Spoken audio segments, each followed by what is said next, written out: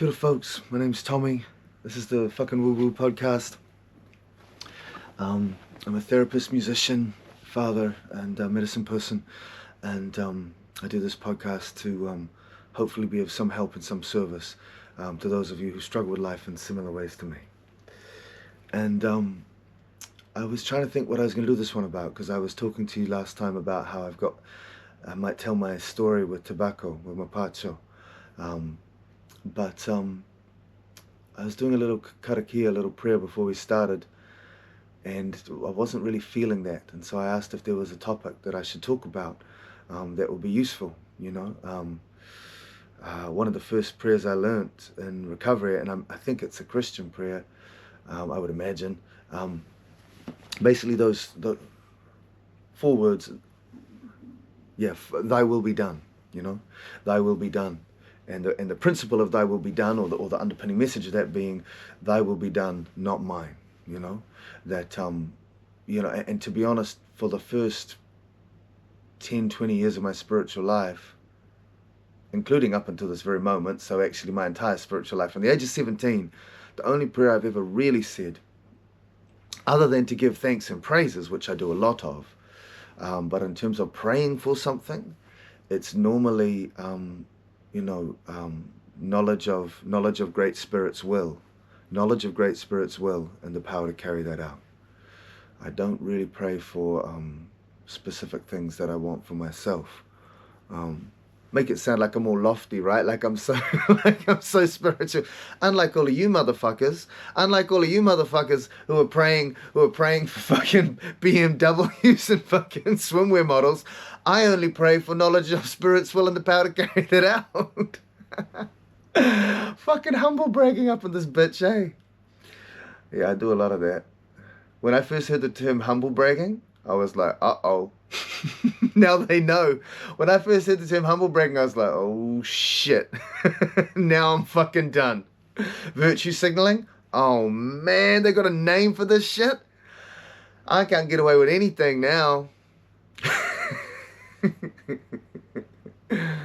Fuck it, man. If you're going to signal... Hey, other motherfuckers are signaling how big their dicks are. Other motherfuckers are signaling how fucking much money they earn. Other dudes are signaling how many women they've fucked. I think it's all right that I signal that I've got virtues, man. I'm proud as shit. I'm proud as shit that I've got integrity.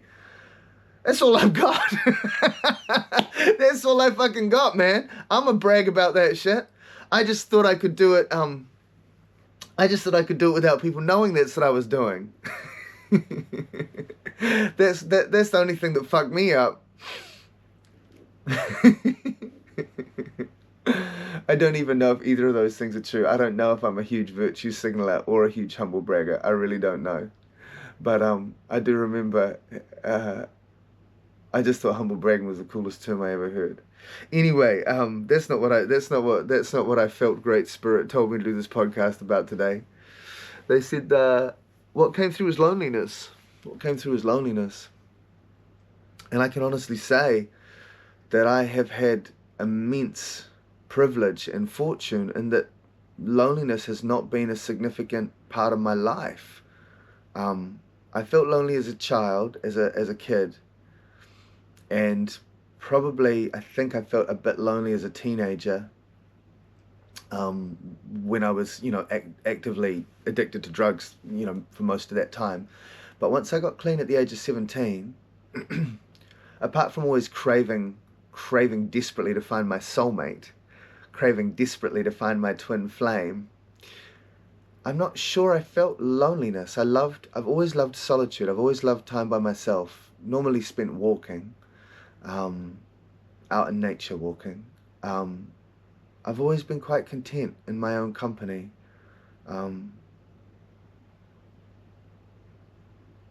I don't know. I think the craving and longing for a partner would be an expression of loneliness. And maybe I just didn't call it that. Maybe I just didn't want to believe that's what it was. Yeah, I'm pretty sure if I think about it. I've been lonely a lot of my life, really. But I had I had a partner for many years, the mother of my children, and we had the most beautiful relationship for the first few years. and so beautiful that we decided to have children together, you know, that kind of love where it's like, wow, we want to create life together. We want to, um, you know, we want to parent together. We want to raise children together. Um, and that was a deep love and a deep connection. There were aspects of it which I might talk about at some point. I'm not sure if I will or not, because I don't want to expose other people and their stories. I really want to focus on me. Because, well, I'd quite like to expose everyone else and their stories, because then it would mean it would be a lot easier for me to give examples, but it just doesn't feel like it's in with integrity to do so, you know. So I'll need to focus on me in order to be ethical and caring and respectful to other people. But I can say that, you know, for quite a few years towards the end of our relationship, we probably both felt lonely, you know, and we weren't able to connect or meet each other's needs. And I don't mean in a sexual way, because passion hadn't been a big part of our relationship for quite some time. But even once passion wasn't a big part of our relationship, connection and shared values and warmth and things like that kept our love and our family, you know, beautifully close. But that you know, kind of left, and we couldn't get it back. And I don't think that was anyone's fault. We just didn't have the tricks. We didn't know how to do it, you know. So in that relationship, I was very lonely for a few years.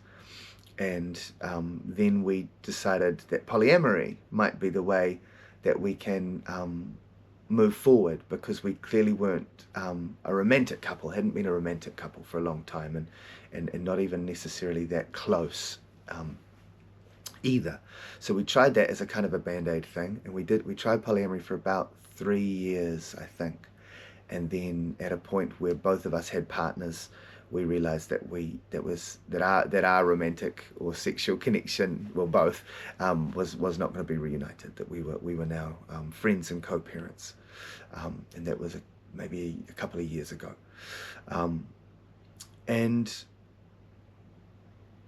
the reason I'm talking about loneliness anyway, and that was a big backstory that probably wasn't that useful, interesting, or relevant, and I apologize for that, is that because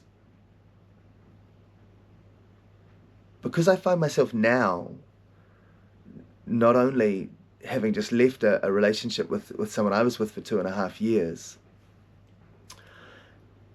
it's also the first time that after a breakup, I'm not in this sort of, you know, we hadn't really been, like, we say it was a polyamorous relationship, but we really weren't together. My the mother of my children and I, we weren't really together. So it was kind of polyamorous. It was kind of, yeah, we just hadn't accepted that we'd separated. But now we have, it's overt. We are no longer a couple. So now after this separation from the woman I was with for 2.5 years, I find myself single for the first time, because any other time I'd found myself single, I was officially in a polyamorous relationship with the mother of my kids. But now that's officially not a thing. I'm now, yeah, there's no pretense that I have any romantic partner.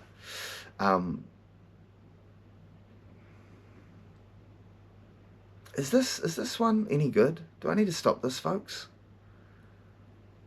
Let's just carry on. I don't know if I'm being interesting enough today.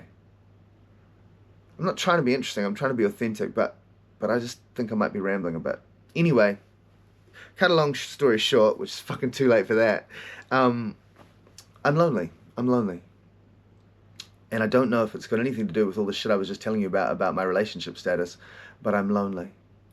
And it probably does have a lot to do with my relationship status, because I was sold a bill of goods when I was born, which is that the way to not be lonely is to have a romantic partner.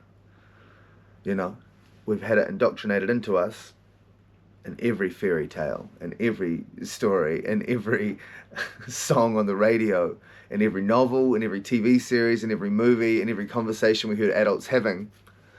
We were told that the answer to life, you know, is to find your soulmate, find your one love, your one true love. And so I've been seeking that my whole life.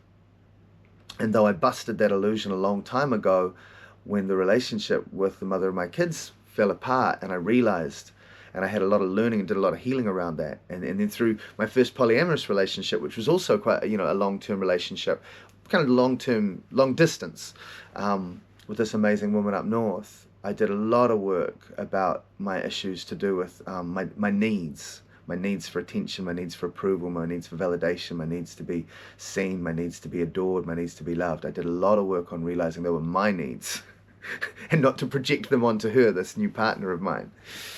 So over the years, I've seen all this stuff, and I've seen how this mythology of one true love leaves so many of us feeling like failures, because so many of my close friends don't have that partner.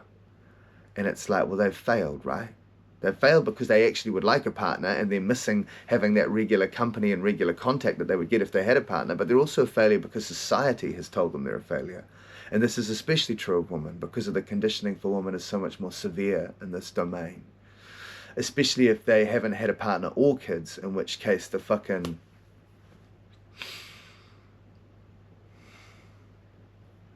If you're a woman who hasn't had children, you don't need me to fucking mansplain it to you. If you're a man wondering what the fuck I'm talking about, I might just try and describe that a little bit, just briefly, but I won't be able to do it justice here. Men who've chosen not to have kids, I'm not in any way trying to say you might not have grief, and it could be completely comparable, and I'm not in any way wanting to take from that. I think anyone who wanted to have children they didn't get that life experience is of course completely equally entitled to whatever disappointment or grief or stigma or anything that they might feel about having had that experience. And I have so much compassion for that, so much compassion for that. And I have worked a lot with clients as well as some very close friends around that specific grief, that unique grief of not being able to be a parent in this life. But for people who've had that experience, especially perhaps men who've had that experience of being a parent, and wondering why. Because a lot of men, see, a lot of good-hearted men, a lot of kind men, nice men, they don't get feminism, right? Like, they don't understand.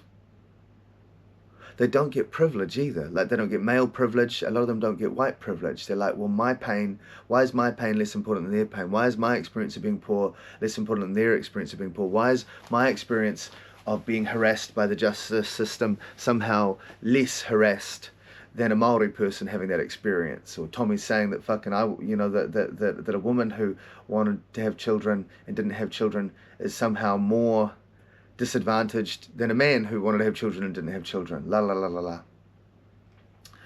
And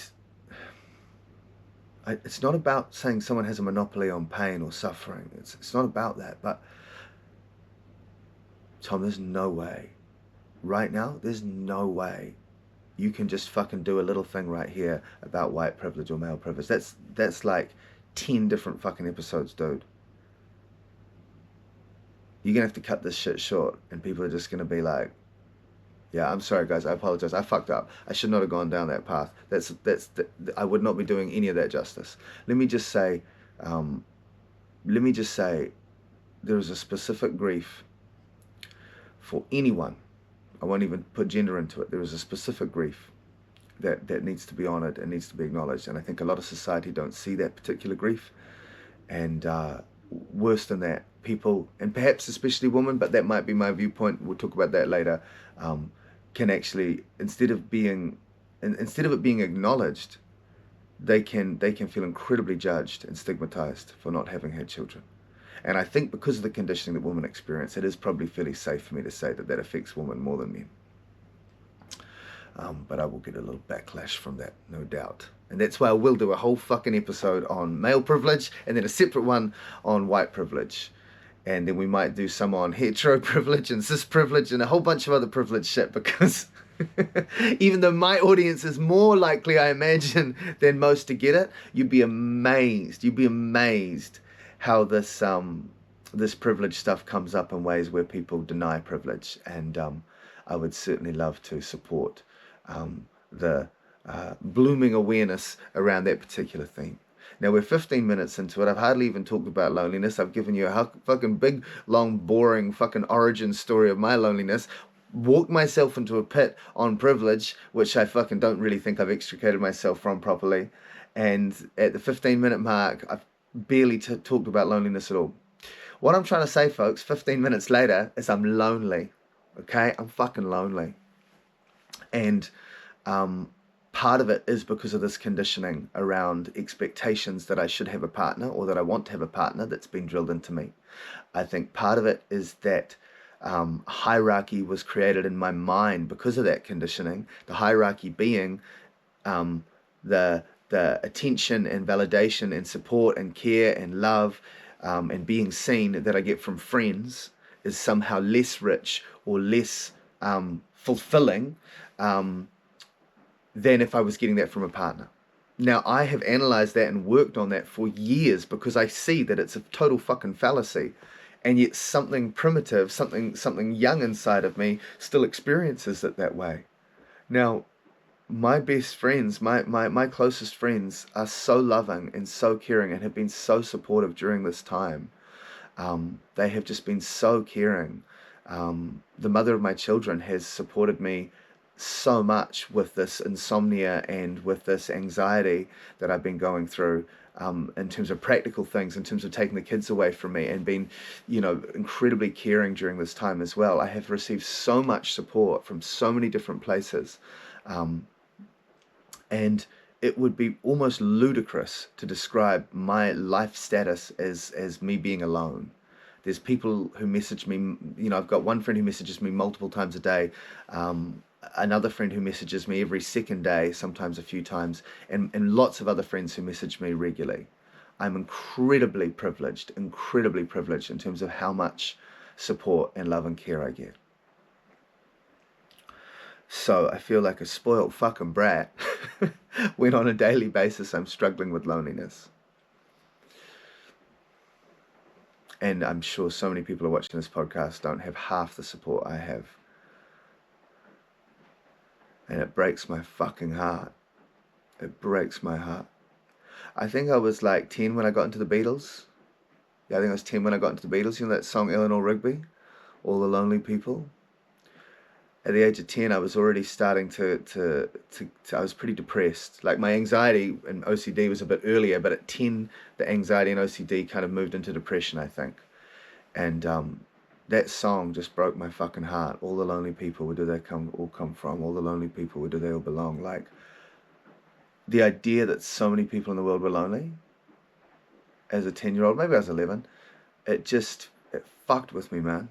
It fucked with me so much. I desperately wanted to go out there and help them and sit with them and spend time with them. Like the idea of people being lonely in a world full of people is so heartbreaking, right? How is that fucking possible? How is that fucking possible? Why is it that this modern world, this capitalist world, where ostensibly technology means that we should all have, work less hours per day and have more time to socialize and more time to connect, we're so fucking isolated. We're all in these little silos, right? It's fucking intense, man. It's fucking intense. And surely the antidote to loneliness is connection. Like all it takes is reaching out and connecting to others. But why is that so hard? Or why does that not, when we do that, it somehow doesn't fulfill our needs? Maybe other people have got to a better place in this with me. I mean, I only just split up with my partner 4 months ago. Up until 4 months ago, I was being told, I love you, you are gorgeous, you are so wise, you are so funny, you are so smart, by this person 20 times a day. She would message me. We'd message each other so many times each day. We'd stay the night together every night, hugging each other, telling each other I love you. Every movement in the night, the other one would move more into the person, to be closer to the person. Feelings like you just want to fucking tear your skin off and merge more fully. You know what I mean? Like two souls and hearts just like being in the same space. A feeling of connectedness that is Pretty divine. I mean, look, I don't blame musicians and fucking TV script and movie script writers for talking about romantic love. I don't blame anyone for that being a central theme of their albums, you know, or their fucking movies. Like, it's a pretty unique, pretty beautiful feeling.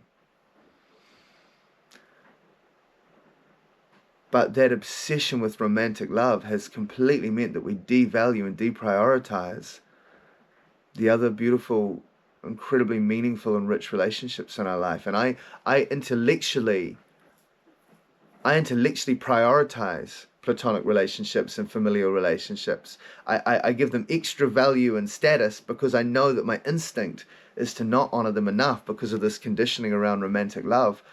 And yet, that's an intellectual exercise for me. In my heart, I still want that sense of connectedness and belonging. Belonging.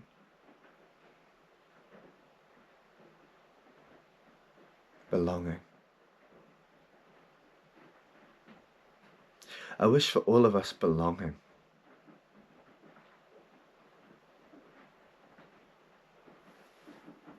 I wish for all of us some mechanism in our mind or our heart to shift and open and expand so that we can experience belonging whether or not we have a romantic partner. And I think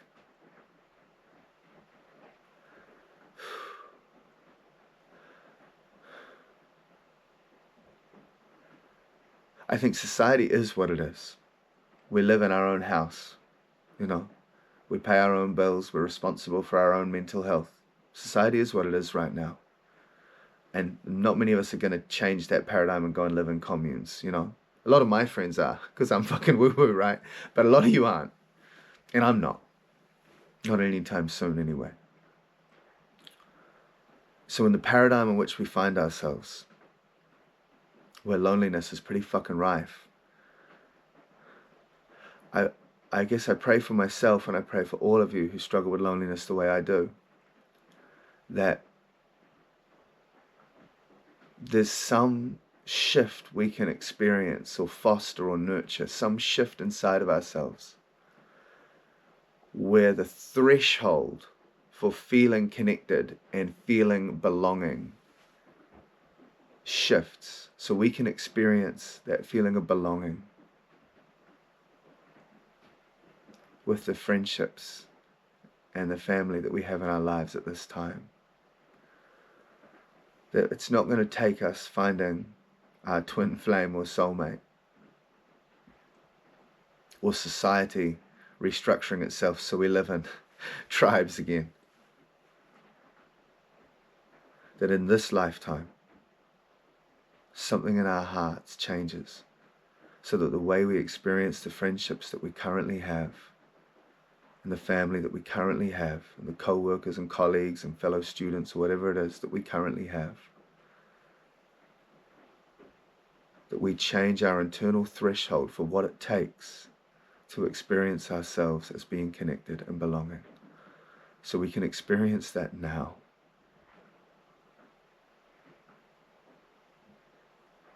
So we can experience that now.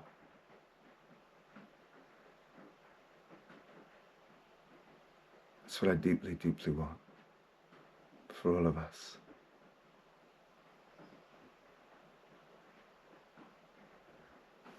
I'll do a freestyle now.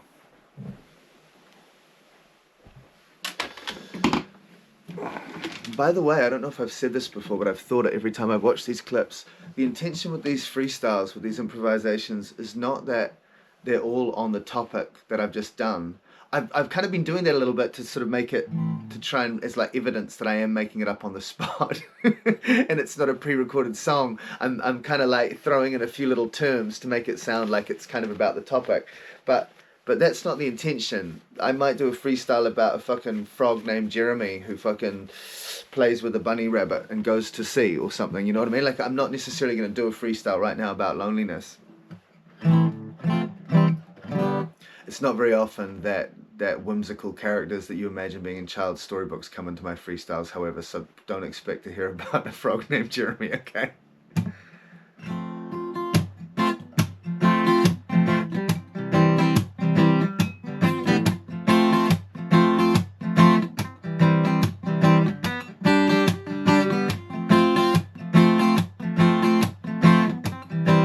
You guys all thinking he's gonna fucking pull out Jeremy the Frog, eh? That's, everyone's like, fucking do it, Tom. A frog named Jeremy found a little bunny rabbit and he went to see, yeah. He had to see what he could see, cause at home he was so lonely. The bunny rabbit, she said, Jeremy, man, I'm not a very good swimmer and I don't really wanna go to sea, but I want you to marry me. Oh, Jeremy, fisherman. Oh, Jeremy, won't you marry me? This put our little friend in quite a quandary. He wanna marry that bunny rabbit, but he also wanna go to sea. And he's so lonely. He been so lonely. He said, I'ma show you how to swim. I'ma give you a skipper license. Put a life jacket on, you'll be fine. She said, I dream of going on the ocean. Jeremy, that's your dream, it's not mine. I've been so lonely.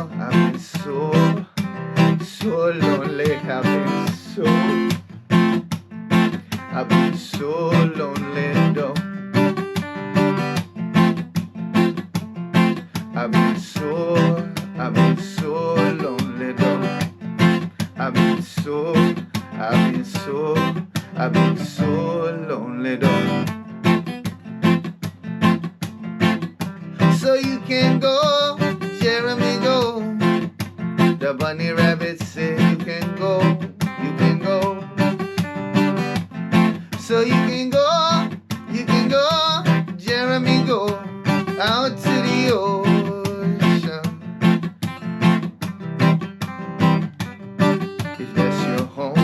If that's your home, then go, Jeremy, go. If that's your home, then go, Jeremy, go. If the ocean is your home, then go, Jeremy, go. And Jeremy say, it's my home, but I don't wanna be alone.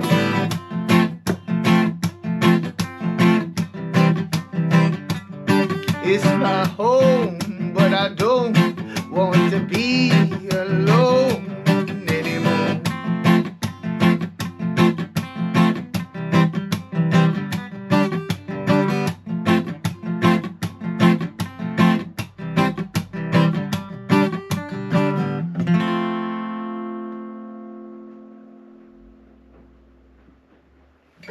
It's really hard as a songwriter, even as a freestyle songwriter, even on a podcast where I've literally just talked about how every fucking song juxtaposes loneliness with a romantic relationship. Even with the mindset of like not wanting to spread that message, I then my freestyle, which, you know, clearly was quite cleverly incorporated multiple elements from the thing I just done, but also based the antidote to this frog's loneliness with marrying a bunny rabbit. Like that, you see how ingrained that is. Even in this moment, I'm still perpetuating the antidote to loneliness being romantic love. It's cunning, baffling, and powerful, right? Conditioning. It's everywhere. It's everywhere, folks. You got to watch out for that shit. It's going to get you. Hey, if you like the podcast, share it with your friends.